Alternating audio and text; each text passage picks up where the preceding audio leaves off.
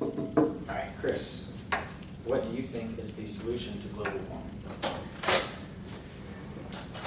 Hi, my name is Chris Myers, and I was asked what do I think the solution? What do I think is the solution for global warming? That's a pretty complex question. I'd say first of all we have to stop emitting so many greenhouse gases. That's the first step.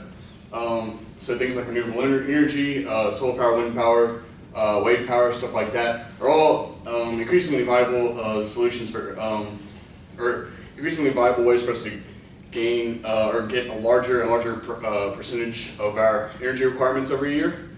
So that's the first step. The first is getting rid of or stopping and slowing down the us actually like making the situation worse.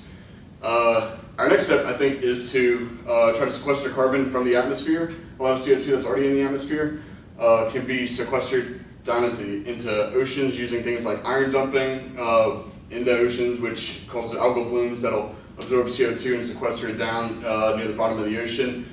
Currently, that technology I know isn't as efficient or effective as we'd like it to be, but I'm sure with a little more work in engineering, research, things like that can become more viable solutions. I also think going back to reducing the carbon emissions, I'd say things like taxes on CO2 caps for large emitting companies, stuff like that. Trying to reduce world beef consumption, because the beef industry is a huge source of methane, which is a much more is much more of a greenhouse gas, like much much worse, I guess, greenhouse gas than carbon dioxide.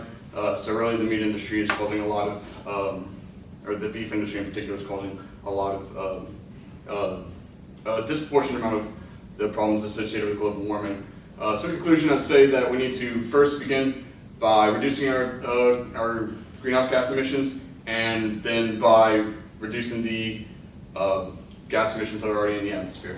Thank you.